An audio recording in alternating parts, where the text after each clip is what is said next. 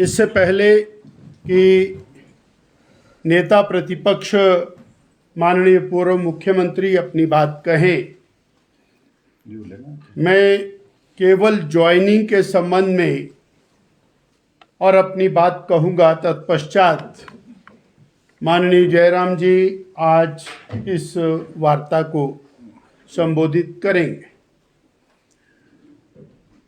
हमने देखा कि 2 बार माननीय विधायक रहे, कांग्रेस पार्टी के बहुत वरिष्ठ नेता रहे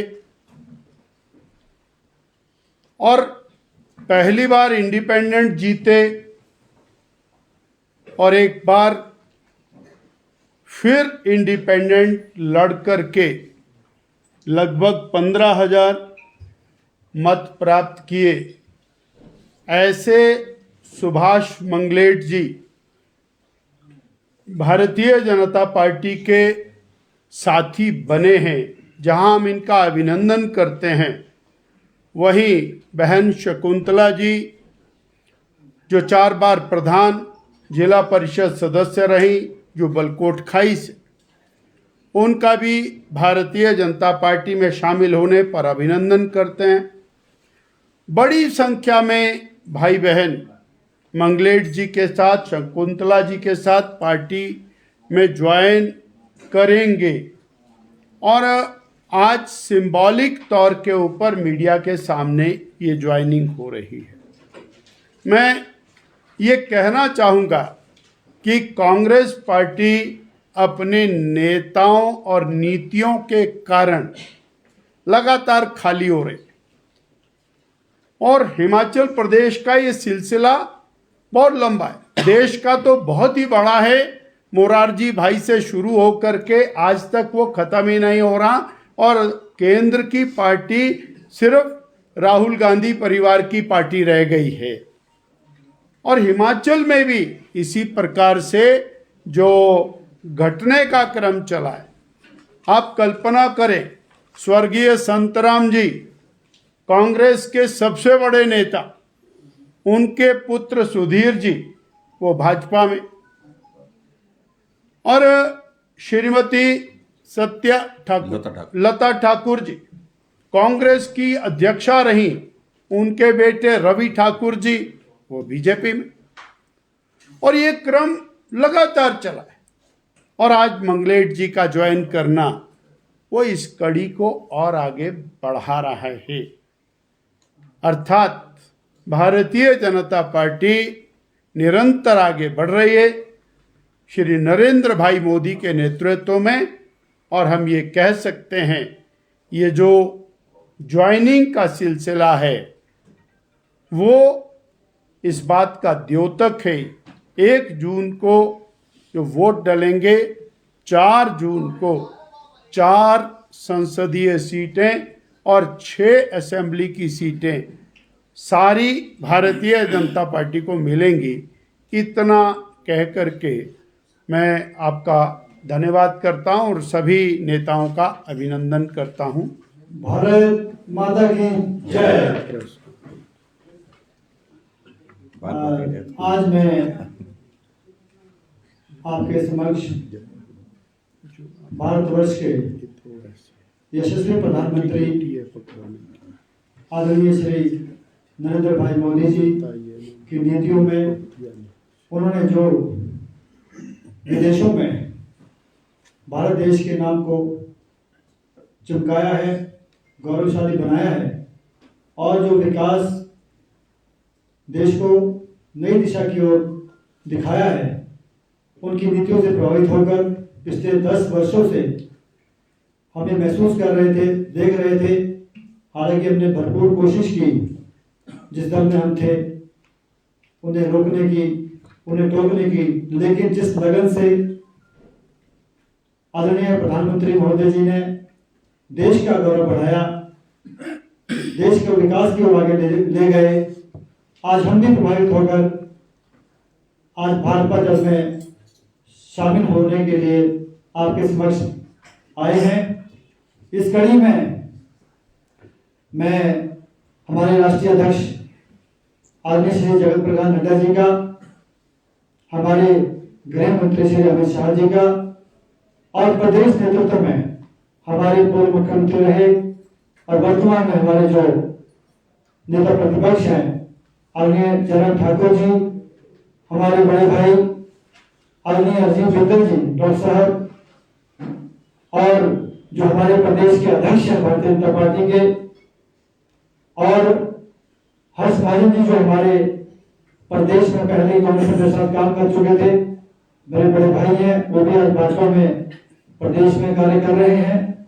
इन सबको मैं धन्यवाद करता हूं कि आपके सहयोग से आज मुझे भारतीय जनता पार्टी में शामिल होने का, कार्य करने का मौका मिला। इसी के साथ मैं अपने विधायक श्री रघुवीर सिंह वर्मा जी को आभार व्यक्त करता हूं कि आप सबने आज मुझे भारतीय जनता पार्टी में शामिल करने के लिए अपना दिल दिखाया है, मुझे इसमें शामिल किया है। और सभी मेरे मंच में मेरे साथ जो बैठे हैं, अध्यक्ष जिला के अपने अरुण फाल्टा जी, करुणा जी, हमारे चेतन भाटा जी, और मेरी बहन जो सुपुत्रा गौड़ जी जो आज ही शामिल हुई हैं।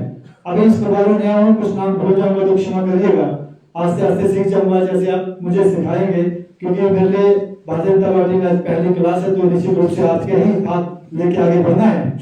तो आप सबका आभार व्यक्त करता हूँ जो आपने मुझे देश की सबसे बड़ी पार्टी में शामिल होने का मौका दिया।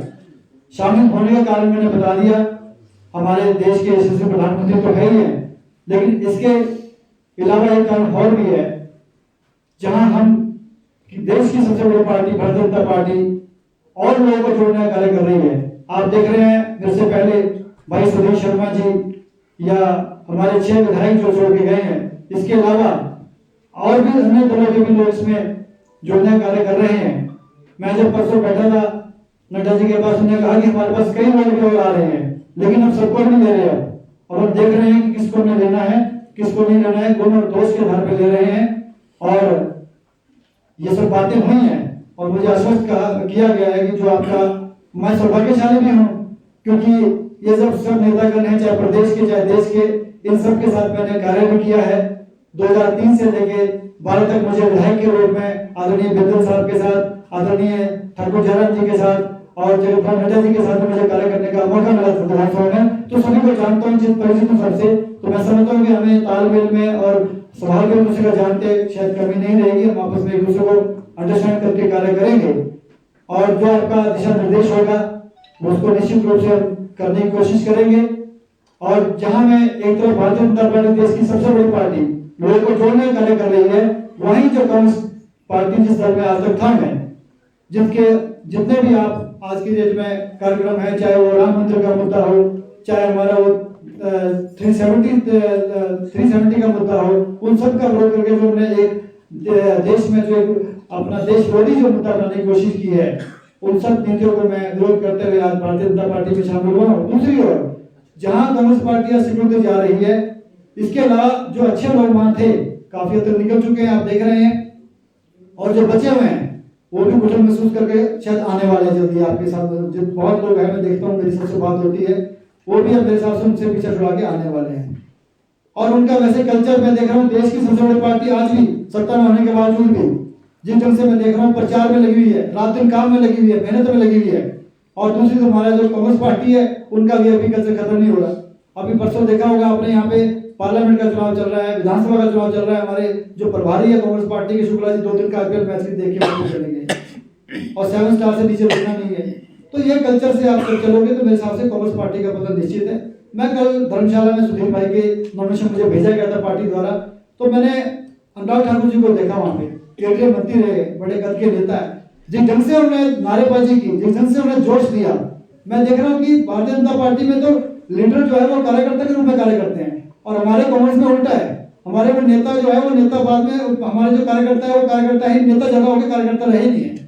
इसलिए ये सबसे बड़ी विडंबना कांग्रेस पार्टी की है। मैंने जब ये देखा और कहा कि इसमें काम चलने वाला नहीं है और देश का भविष्य और हमारा भविष्य भारतीय जनता पार्टी में है, तो मैं आपसे प्रभावित होकर आप में शामिल हुआ हूँ और आपका आभार व्यक्त करता हूँ। और जो भी आपका दिशा निर्देश रहेगा, इस सब में मैं आपके बीच जो भी आपका कार्य रहेगा करने की भरपूर कोशिश करूंगा। धन्यवाद। जय हिंद, जय भारत।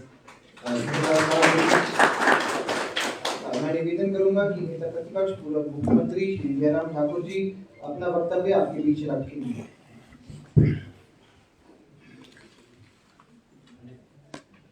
सबसे पहले तो मैं अपने मित्र सुभाष मंगलेट जी का भारतीय जनता पार्टी मोदी जी के परिवार में और भारतीय जनता पार्टी के परिवार में शामिल होने के लिए इनका अभिनंदन करता हूं, स्वागत करता हूं। और जैसा आदरणीय अध्यक्ष जी ने अपनी बात कही है और मैं भी उसमें यही कहूँगा कि हम पूरा भरोसा दिलाते हैं, विश्वास दिलाते हैं कि इस परिवार में आने के पश्चात आपको पूरा सम्मान, आपको पूरे सम्मान के साथ जो काम करने के लिए, एक पार्टी को मजबूत करने के लिए जो अवसर प्रदान होंगे, उसमें निश्चित रूप से पार्टी खुले मन से विचार करके काम में हम सब लोग लगेंगे। और आपके पार्टी में शामिल होने से हमारी पार्टी को बहुत बड़ा बल मिलेगा और ख़ास तौर से चौपाल के इलाके में, जहां हमारे बलवीर वर्मा जी विधायक हैं, तीसरी बार विधायक हैं, इनको भी और इनके साथ साथ में पूरे शिमला ज़िले में, हिमाचल प्रदेश में हमको पार्टी को इनके शामिल होने से लाभ मिलेगा।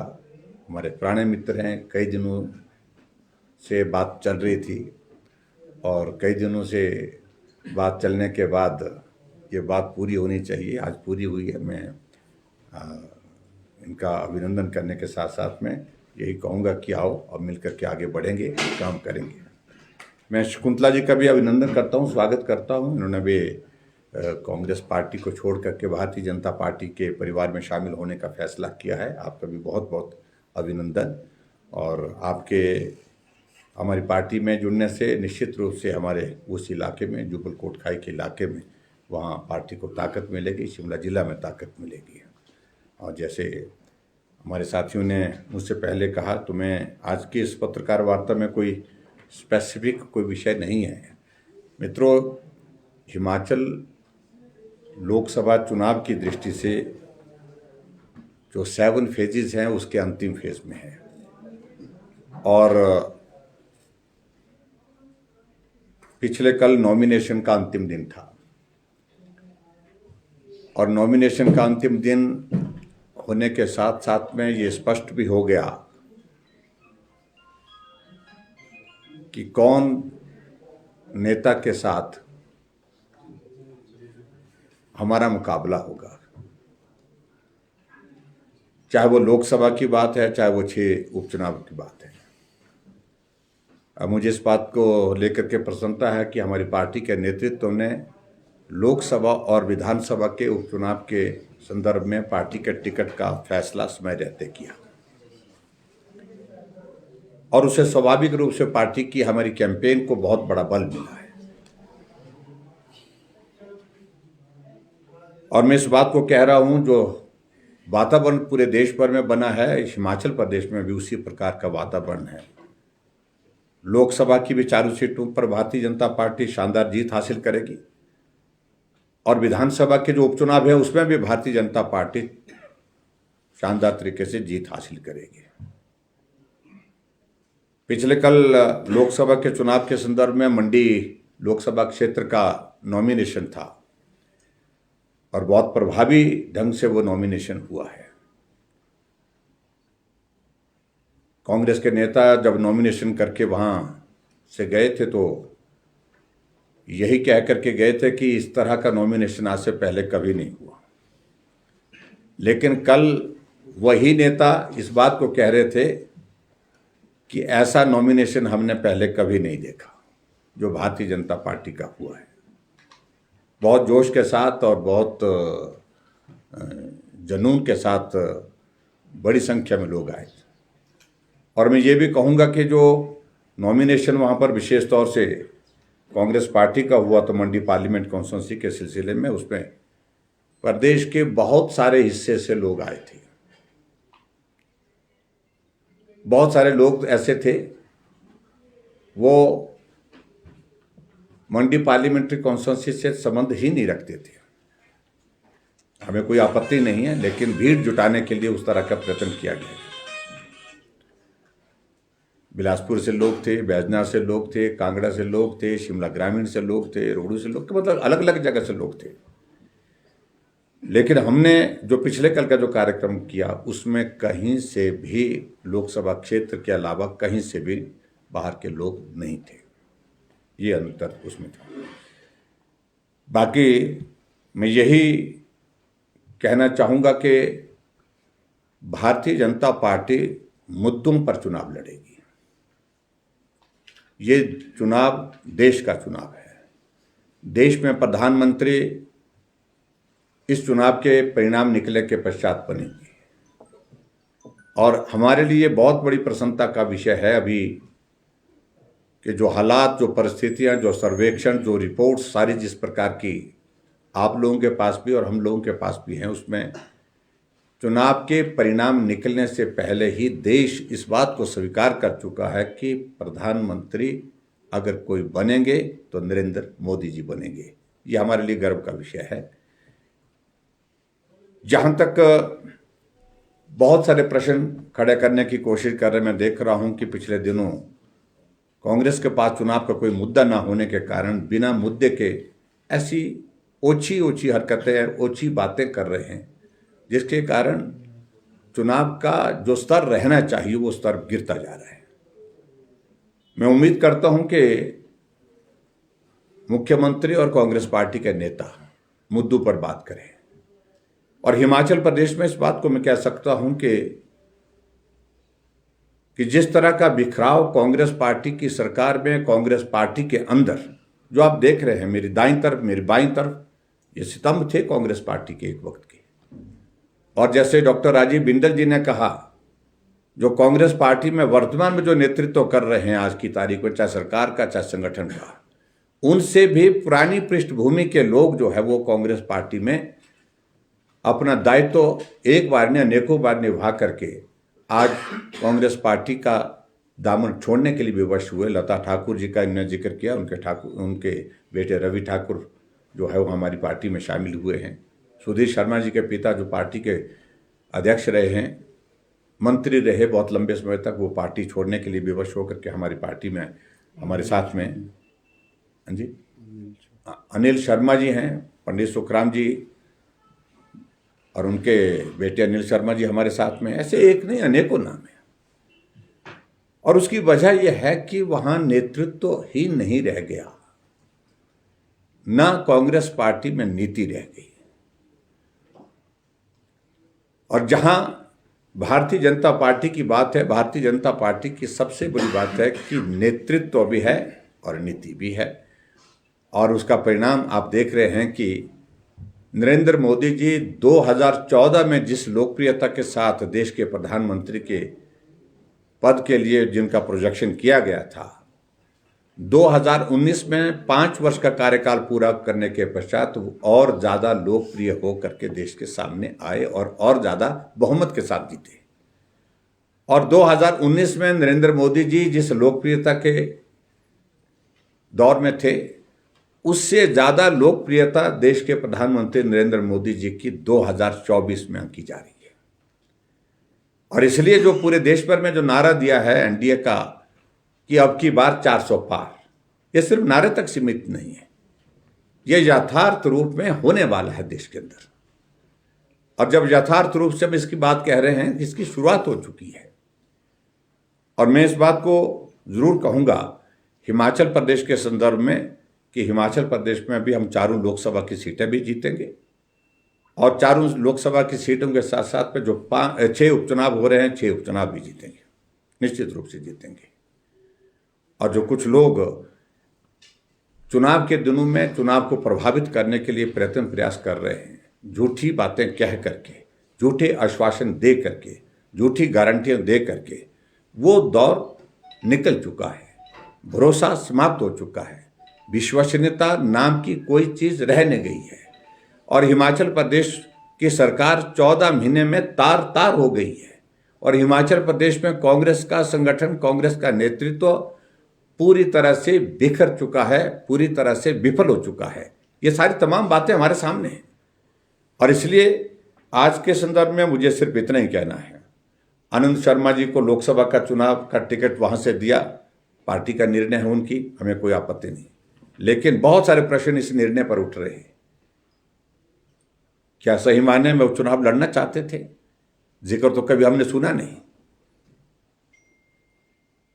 और सही मायने में जब चुनाव नहीं लड़ना चाहते थे, चुनाव के लिए खड़े कर दिए और अपने आप को वो संकट में महसूस कर रहे हैं, क्योंकि चुनाव में खड़े तो हो गए लेकिन जमीनी हकीकत अलग तरह की है। इसके अलावा मुझे उस संदर्भ में कुछ नहीं कहना है।